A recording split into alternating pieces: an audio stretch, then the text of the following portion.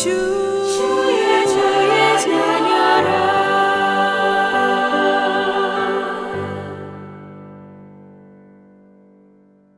네, 오늘 하나님께서 저희들에게 주신 말씀 갈라디아서 5장 13절로 15절의 말씀입니다.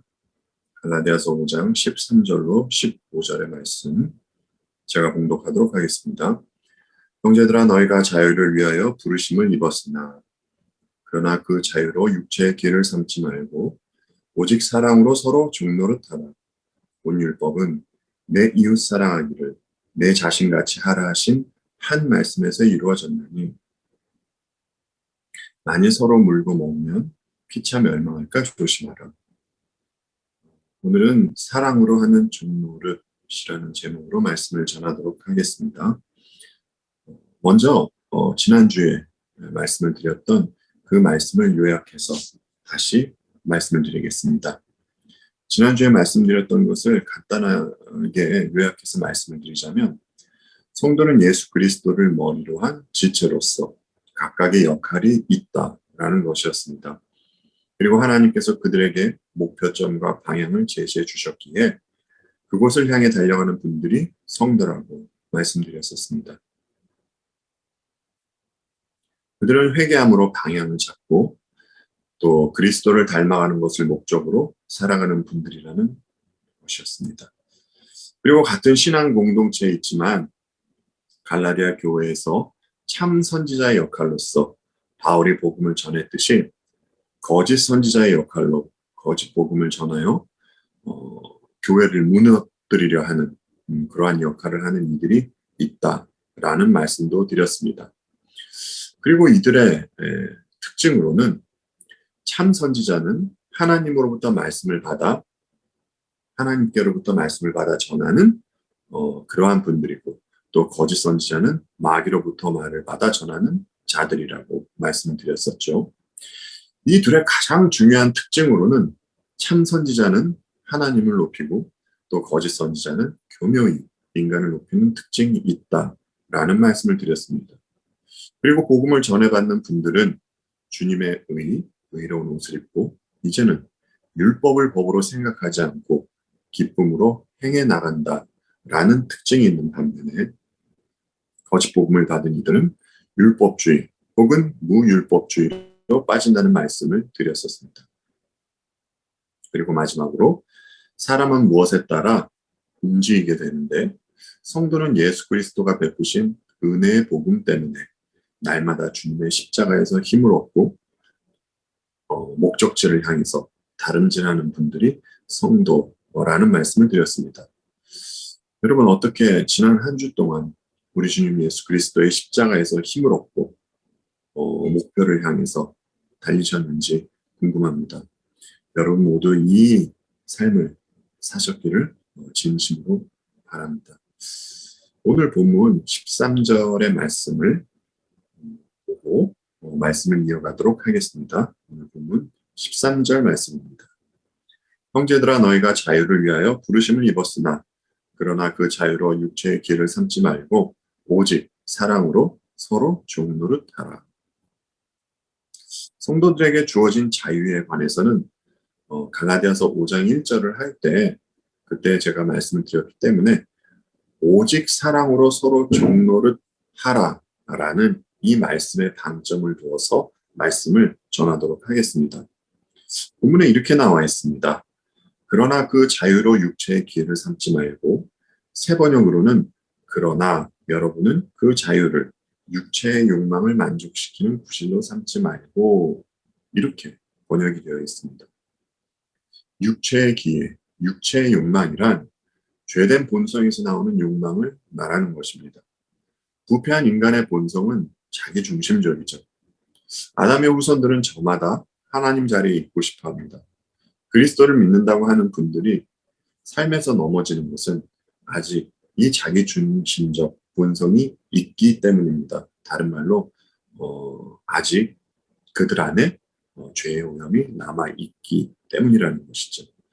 지금의 신자도 과거에는 죄의 종이었습니다. 그렇기 때문에 육체의 욕망에 갇힌 삶을 살았습니다. 그러나 이제는 그들은 죄로부터 자유해졌기 때문에 육체의 욕망에서 벗어나 이웃을 섬기며 사랑할 수 있는 존재가 된 것이죠. 어, 우리는 이 부분에 대해서 다른 책에 있는 고린도전서 8장, 고린도전서 8장에는 우상에게 바친 제물에 대한 내용이 소개되어 있습니다. 그래서 고린도전서 8장에 있는 내용을 좀 도움을 받고자 합니다. 바울 당시 그리스와 로마에는 많은 신들을 섬기고 있었습니다. 다신론적인 상황이었죠.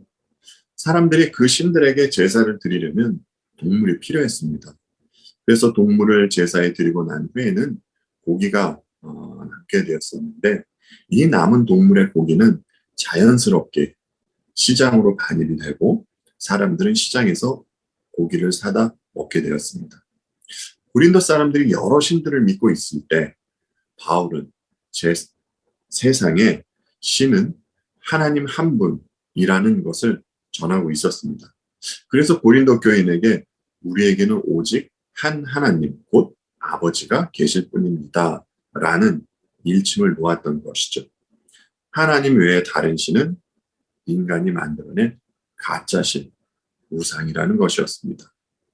그러나 이방신을 섬기다 그리스도인이 된 분들 중에는 아직까지 이런 생각을 가지고 있는 분들이 있었습니다. 그것이 무엇이냐면 제사에 올려졌던 음식에는 어떤 영적인 힘이 작용하고 있다는 이런 좀 미신스러운 생각 말입니다. 아직 그들은 이런 생각에서 완전히 벗어나지는 못하고 있었습니다. 바울과, 바울과 같이 기독교적인 지식이 있는 성도는 이 음식을 대함에 있어서 자유함이 있었습니다. 왜냐하면 우상은 아무것도 아니라는 것을 그들은 알고 있었기 때문입니다. 따라서 바울은 우상의 제사에 쓰였던 고기를 먹으려면 충분히 먹을 수 있었습니다. 그런데 바울은 고린도전서에서 이런 말씀을 하십니다.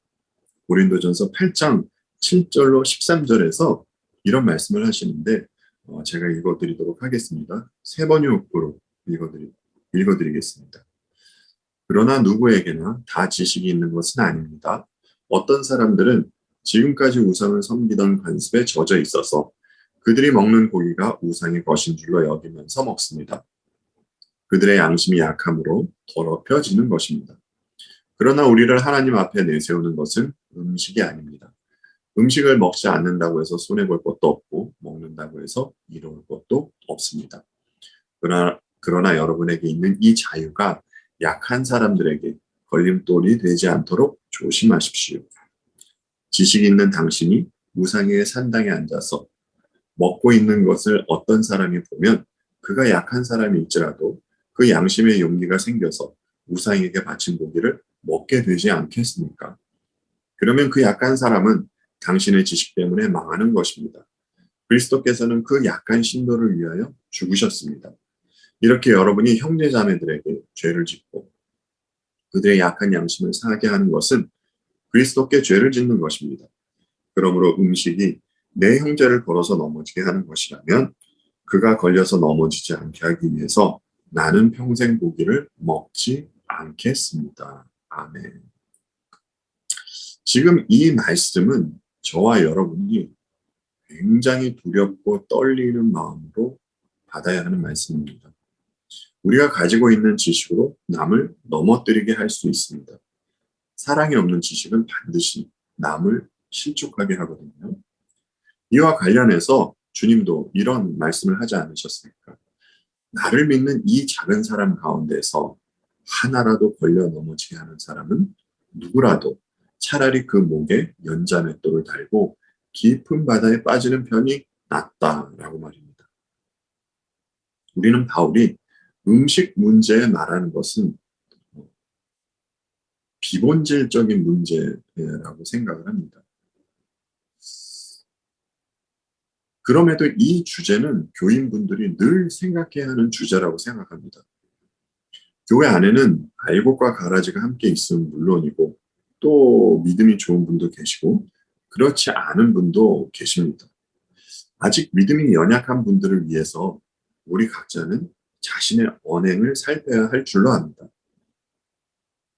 예를 들어 여러분 예배가 11시에 시작이 되면 혹자에게는 예배 시작 5분 전까지 커피도 마시고 다른 것을 즐길 만한 자유가 있습니다. 그것에 대해서 다른 이들이 누가 뭐라 하겠습니까? 그러나 믿음이 약한 분들을 위해서 그들을 생각해서 예배 전에 미리 앉아 오늘 본문의 말씀도 좀 보시고 또 기도도 하시는 모습을 보이는 것이 교회의 덕이 될 줄 압니다. 제가 여러분에게 연극하라고 드리는 말씀이 아닙니다. 많은 분들이 실족할 때 비본질적인 문제에서 실족하실 때가 굉장히 많습니다. 비본질적인 문제가 본질적으로 변하게 되는 것이죠. 그런데 우리는 많은 부분에 있어서 실족한 사람이 잘못됐다고 생각을 합니다. 그런데 지금 저희가 조금 전에 고린도전서를 보고 또 주께서 해주신 말씀을 보아서도 상대방을 실족하게 한 사람이 죄가 있다고 바울과 주님은 그렇게 말씀을 하고 있습니다. 하나님은 교회를 위해서 은사를 주시는데 그 은사를 잘못 남용하면 죄를 범하게 되는 것입니다. 이 잘못을 한 분들이 여러분 고린도 교회 교인들 아니었습니까? 이와 같이 하나님께서 주신 자유 또한 적절하게 잘 사용해야 하는 것입니다. 그러면 여러분 어떻게 하는 것이 자유함을 잘 사용하는 것입니까? 그것은 자유함 가운데 사랑으로 서로 종노릇하는 것입니다. 지난주에 말씀드렸듯이 십자가는 인간의 본성을 거스릅니다. 그런데 오늘 주어진 말씀도 인간의 본성을 거스르게 합니다. 오직 사랑으로 서로 종노릇하라 라는 말씀. 여러분 사람은 태어날 때부터 마귀적 성품을 가지고 태어나지 않습니까? 그것이 자기중심적 성품이겠죠. 그런 인간이 어떻게 상대방을 사랑할 수 있으며 더군다나 상대방을 위해서 종노릇할 수 있겠습니까?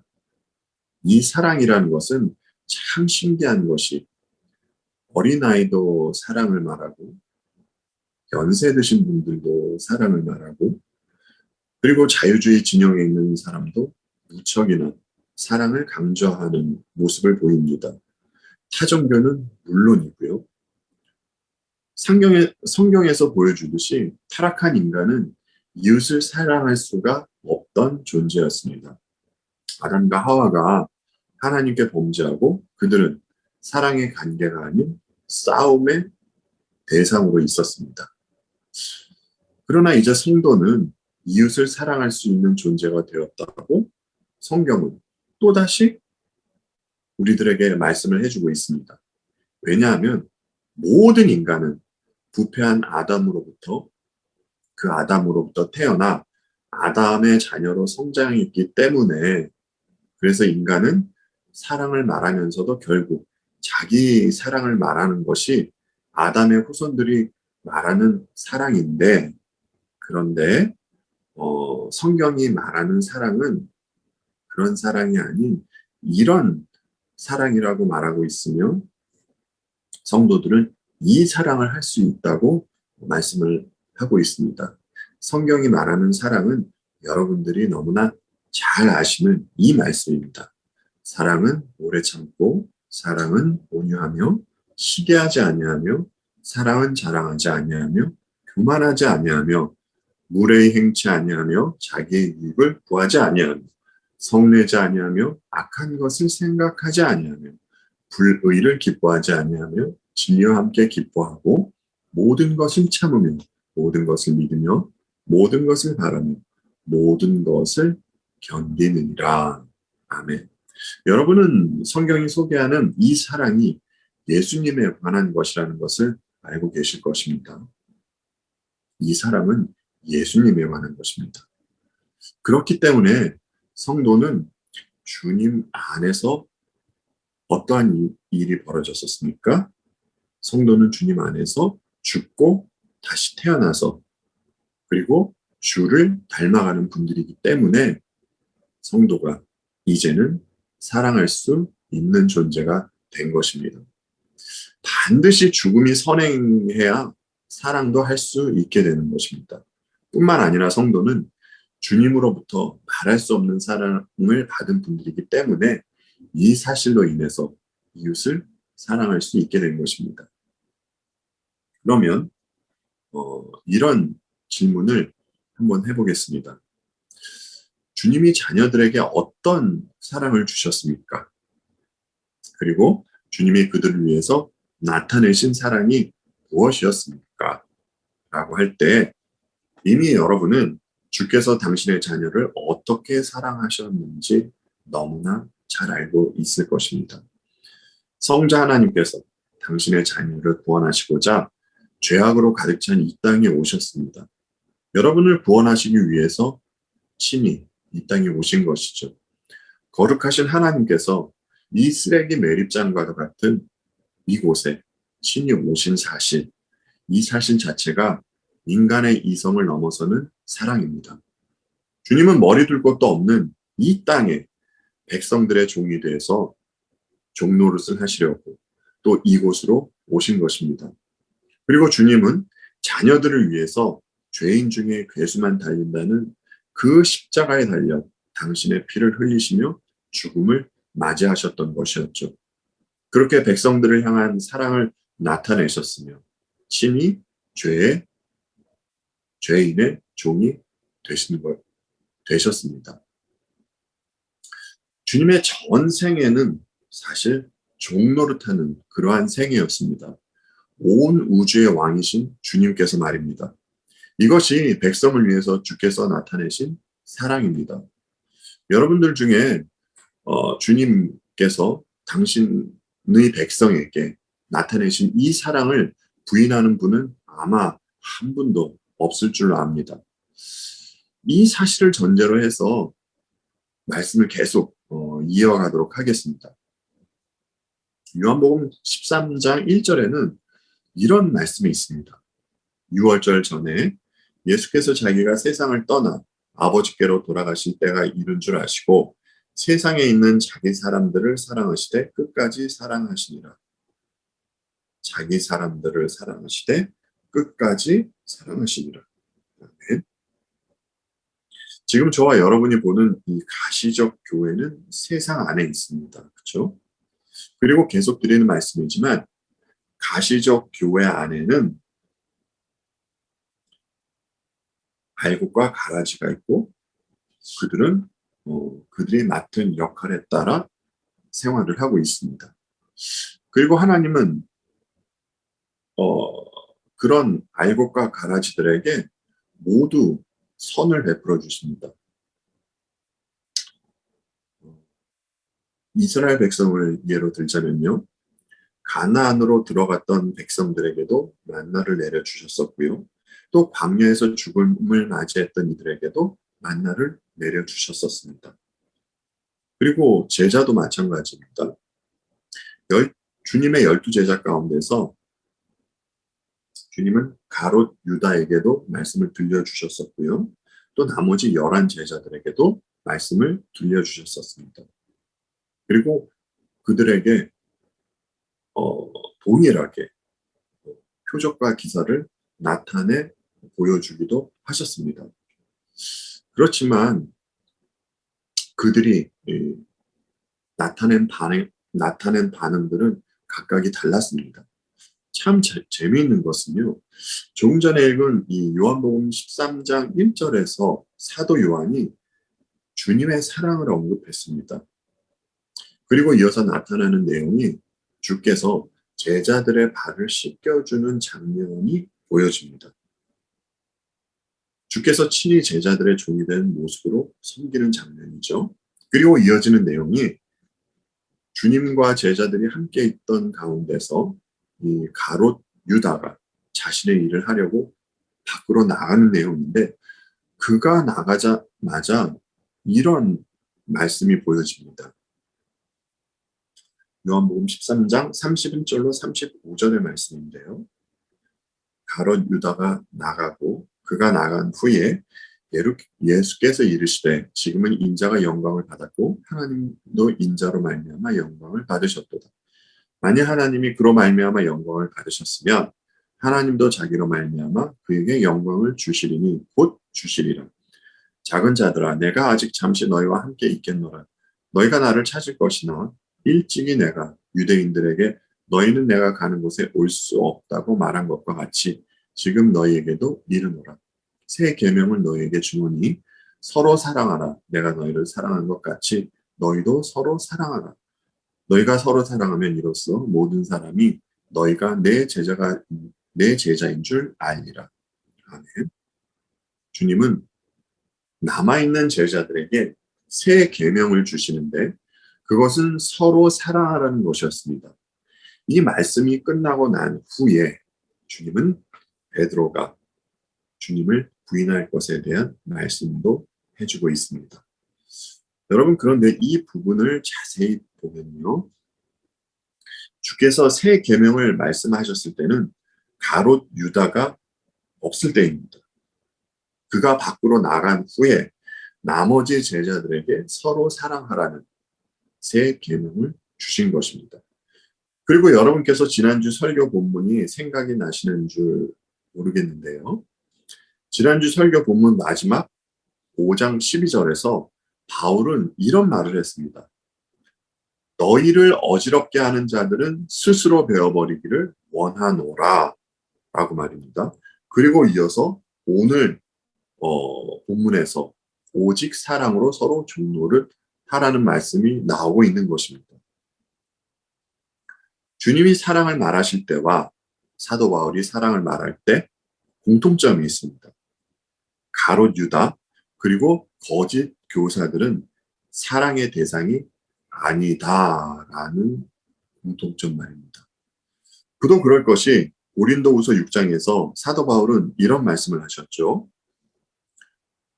너희는 믿지 않는 자와 멍에를 함께 내지 말라. 의와 불법이 어찌 함께하며 빛과 어둠이 어찌 사귀며 그리스도와 벨리알이 어찌 조화되며 믿는 자와 믿지 않는 자가 어찌 상관하며 하나님의 성전과 우상이 어찌 일치가 되리요. 우리는 살아계신 하나님의 성전이라. 이처럼 의와 불법은 함께 할 수 없고 어둠과 빛이 사귈 수 없는 것과 같다라는 것이죠. 그리고 주님이 새 계명을 말씀하시기 전과 후를 보면 참 재미가 있습니다. 새 계명을 말씀하시기 전에는 가롯 유다의 이야기가 나오고 새 계명을 말씀하시고 난 후에는 사도 베드로의 얘기가 나오게 됩니다. 사도 베드로가 예수님을 부인할 것에 대한 그 예고의 말씀이 나옵니다. 양쪽 모두 다 예수님을 배신할 것이다 라는 이야기죠. 어떻게 보면 새 계명을 듣지 못하고 주님을 3번씩이나 부인한 베드로가 좀 더 나빠 보이기도 합니다. 그럼에도 요한복음 13장 1절에서 말씀해 주셨듯이 베드로는 주님의 사람이었기에 그래서 주께로부터 그는 사랑을 받되 끝까지 사랑을 받는 자였습니다. 그래서 그에게는 주님으로부터 사랑을 받았기 때문에 그 이유로 그에게는 어떤 변화가 나타나게 됩니다. 여러분, 베드로는 주님께 당당히 이런 말을 했었습니다. 주님, 저는요, 주를 위해서라면 제 목숨도 바치겠습니다. 그러나 주님이 뭐라고 하셨습니까? 네가 정말 나를 위해서 네 목숨이라도 바치겠니? 내가 진실로 진실로 너에게 말한다. 너는 닭이 울기 전에 나를 3번 부인할 것이다. 라는 이런 말씀을 하셨습니다. 그리고 후에 주께서 부활하시고 베드로를 만났을 때 주님은 질문을 하시죠. 네가 나를 사랑하니? 이때 베드로에게는 과거에 자신이 주 앞에서 보였던 그러한 모습, 주를 위해서라면 제 목숨도 바치겠습니다. 라는 이런 당당한 모습을 보이질 않습니다. 그는 주께서 베푸신 그 사랑이 주님의 희생을 동반한 사랑이었다는 사실을 깨닫고, 다른 말로 하면 주님이 자신을 위해서 친히 중노를 하셨다라는 사실을 깨닫고, 그리고 자신이 유다와 같은 동일한 죄인이라는 것을 알았을 때, 이 모든 사실을 알았을 때 비로소 베드로는 과거에 그가 만들어냈던 자기 의가 산산조각이 나고 만 것입니다. 그리고 이제 그는 자신이 종이 되어 살아가는 것이죠. 이것이 주께서 사랑으로 종 노릇한 것을 아는 이들에게 나오는 반응이라고 할 수 있습니다. 주님을 따르려면 자신의 의는 반드시 꺾여야 하는 것입니다. 그런데 주님은 이 사실을 알게 하시기 위해서 자녀들에게 아픔을 허락하신다라는 것이죠. 이 아픔을 알아야만 그는 이웃을 위해서,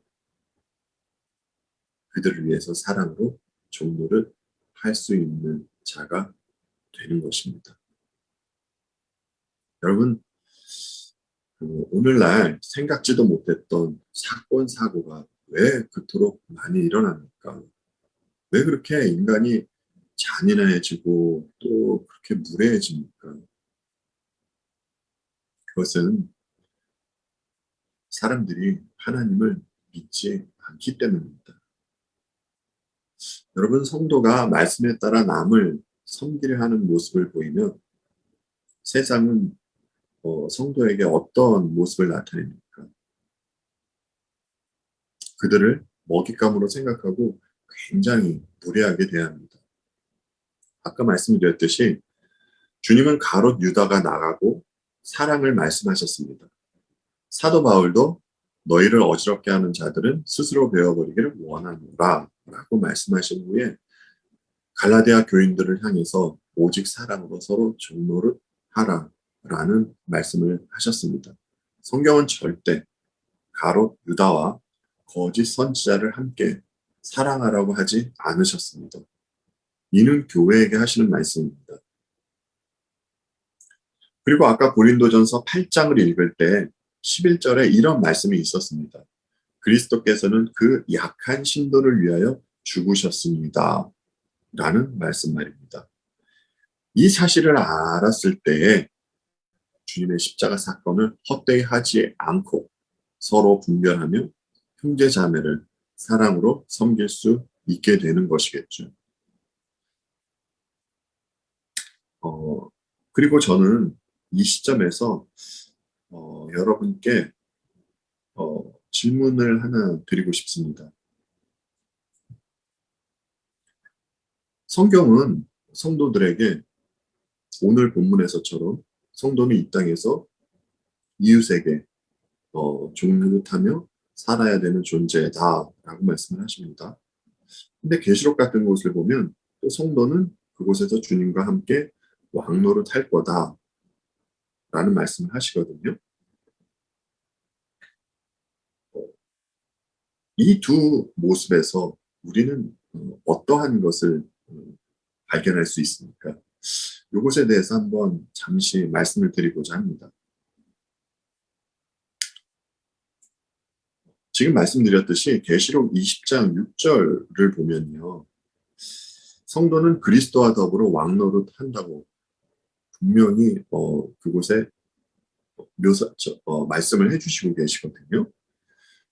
근데 종노릇에서 왕노릇 한다는 것이 그 인간의 이성으로는 뭔가 이렇게 잘 조화가 이루어지지 않는 말인 듯합니다.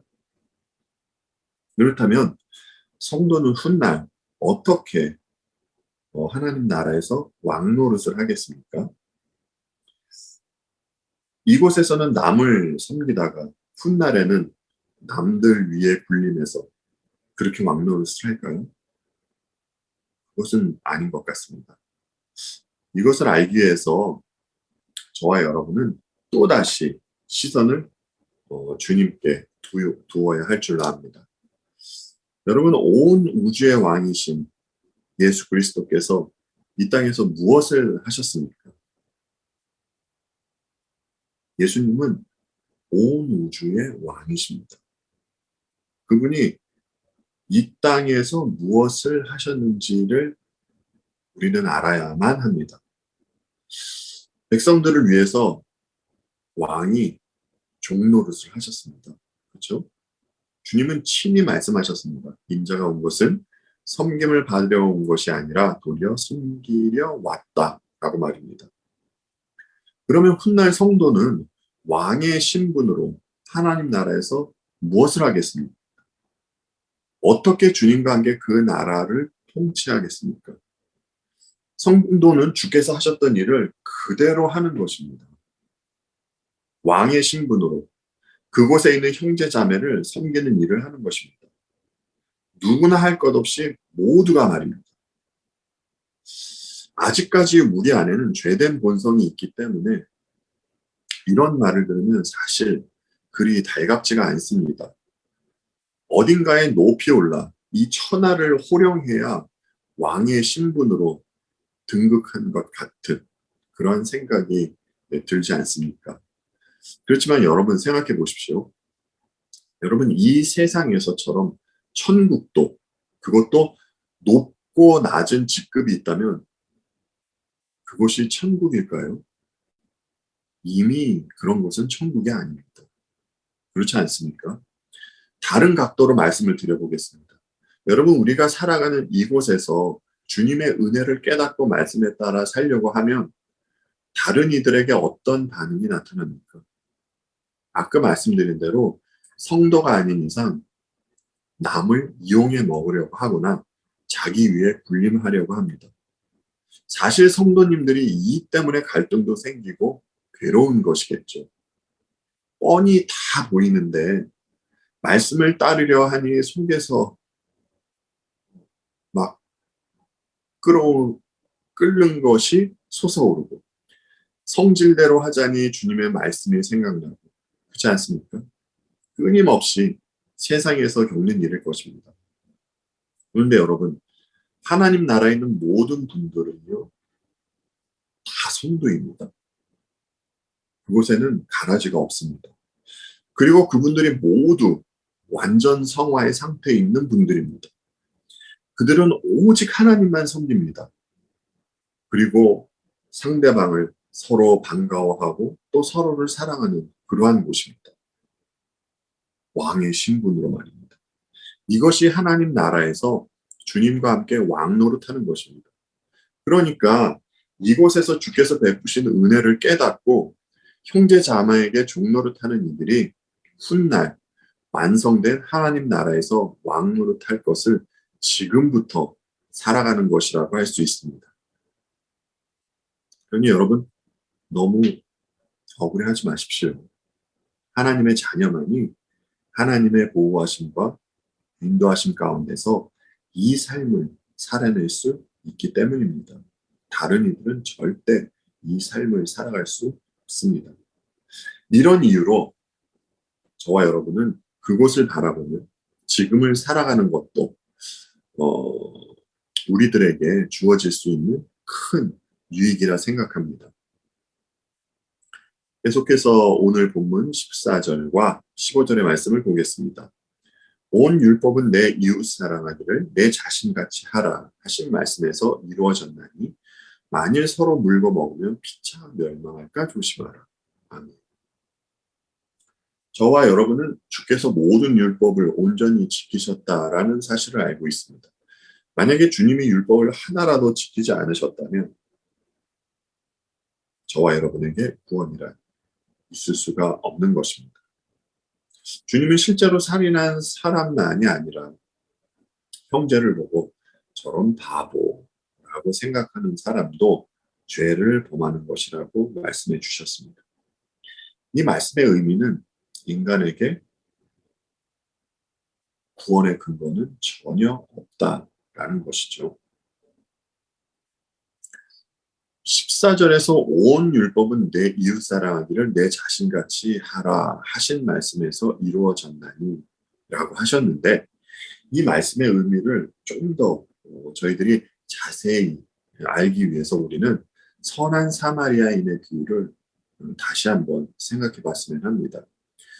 누가복음 10장에는 저와 여러분이 함께 배웠던 선한 사마리아 사람의 비유 말씀이 나옵니다. 어떤 율법 교사가 주님을 시험하려고 질문을 하죠. 선생님, 내가 뭘 해야 영생을 얻습니까? 주님은 그가 한 질문의 대답으로 하나님 사랑과 이웃 사랑을 말합니다. 그랬더니 그는 다시 주님께 질문을 합니다. 그러면 내 이웃이 누구입니까? 주님은 이 질문에 대해서 사마리아 사람의 비유를 말씀하시는 것이죠. 여러분께서 이 비유 말씀을 들으셔서 이미 알고 계실 것이라 생각을 하고 결론적으로 말씀을 드립니다. 여러분, 사마리아 사람이 누구였습니까? 예수님을 예표로 하는 인물이었습니다. 당시에 사람 취급도 못 받던 사마리아 사람이 강도 맞은 사람을 위해서 대가를 지불하고 강도 맞은 사람을 구해내는 그러한 비유 말씀이죠. 그리고 강도 맞은 사람이 누구였습니까? 강도를 만나 스스로 살아날 가망성이 전혀 없는 사람이었습니다. 이 사람은 스스로의 힘으로 구원 얻을 수 없는 죄인을 상징하는 인물이었죠. 그런데 참 흥미로운 것은 주님은 이 비유를 말씀하시고 율법 교사에게 묻습니다. 내 생각에는 누가 강도 맞는 자의 이웃이라고 생각을 하느냐라고 말입니다. 여러분, 만약에 여러분께서 주님으로부터 이 말씀을 듣고 이 질문을 받았다고 생각을 해보십시오. 그러면 여러분은 뭐라고 대답을 하겠습니까? 아마 주께서 하신 질문의 대답으로 사마리아 사람입니다. 이렇게 대답을 하실 것입니다. 그런데 율법 교사는 절대 이렇게 이야기하지 않았습니다. 율법 교사의 대답은 자비를 베푼 사람입니다. 라는 것이었습니다. 이 대답으로 저와 여러분이 엿볼 수 있는 것이 있습니다. 이것은 이 율법 교사는 자신의 이웃이 누군지 안다 해도 절대 그 이웃을 사랑할 마음이 없다는 것입니다. 그가 직접 주님 앞에서 비유의 말씀을 들었음에도 불구하고 그는 아직도 자신이 강도 맞은 사람인지 모르고 있는 것이었죠.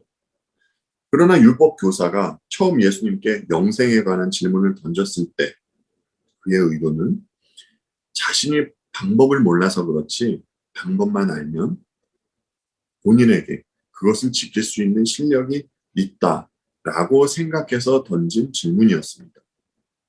이 비유의 마지막 결론은 선한 사마리아인이 되자, 선한 사마리아인처럼 살자가 아니라 사마리아 사람이 베풀어진 은혜를 알고 깨달을 때에 우리가 이웃을 결정하는 것이 아니라 사마리아 사람과 같이 다른 이들에게 이웃이 되어준다라는 것이었습니다.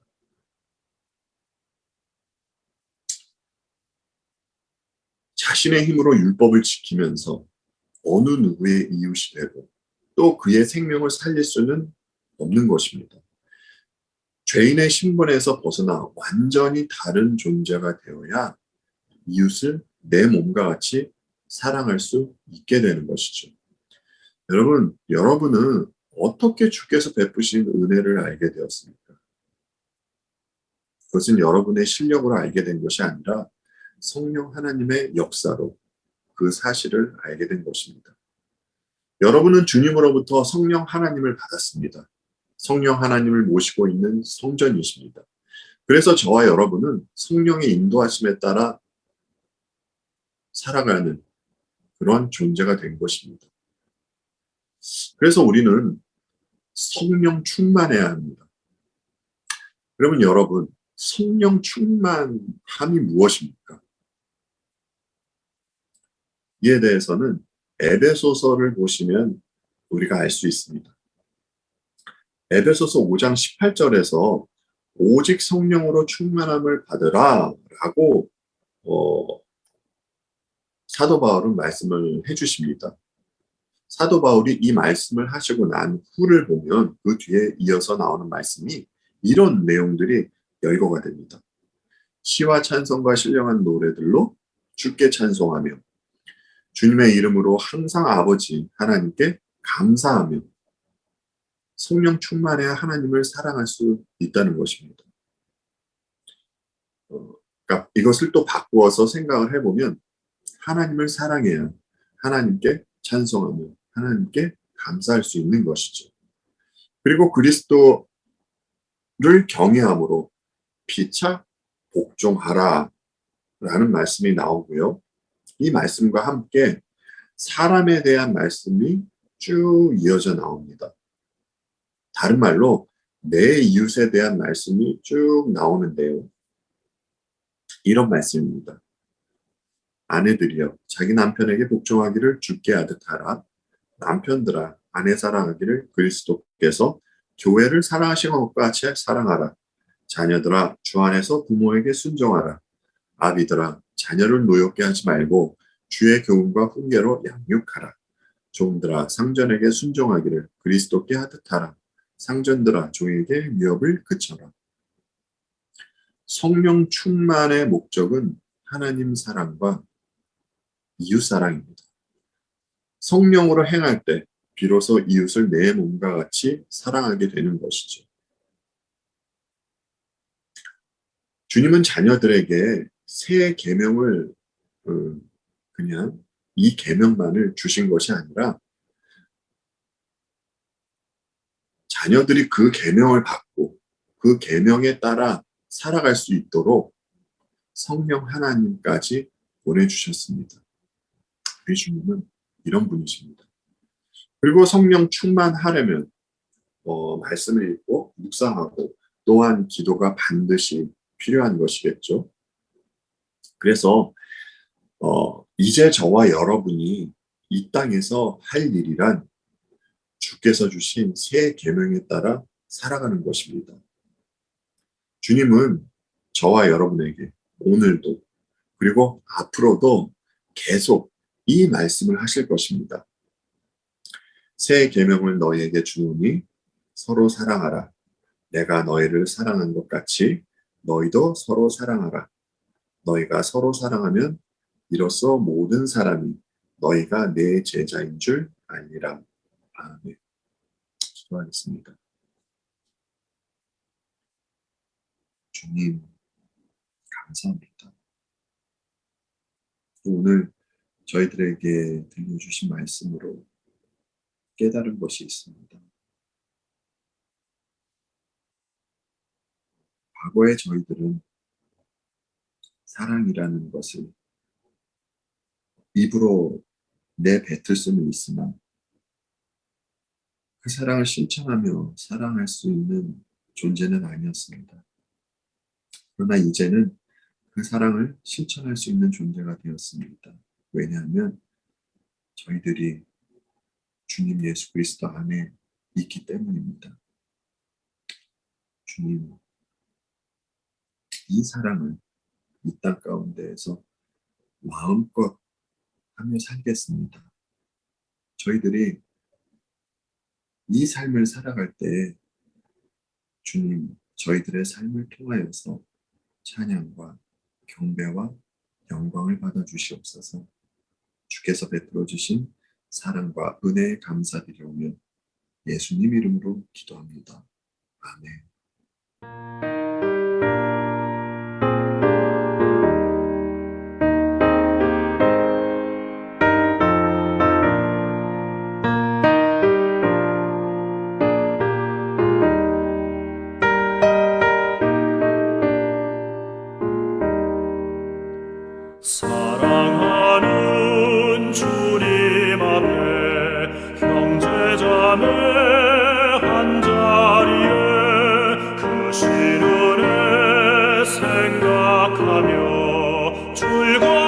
찬송 부르네 내 주 예수 오늘 받아 모든 사랑 내 몸같이 환난 근심 위로하고 진심으로 사랑하세 사랑하는 주님 앞에 온갖 충성 다 바쳐서 괴로우나 즐거우나 주님만 입서 섬기네 우리 주님 거룩한 손 제자들의 어르시사 남 섬기는 종의 도를 몸소에게 보이셨네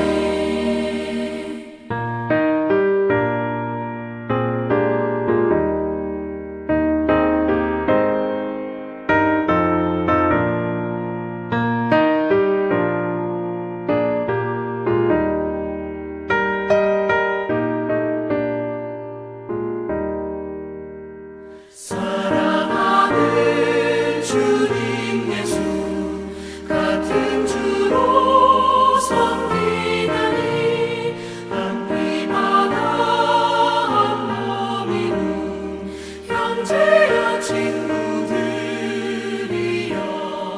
한 몸같이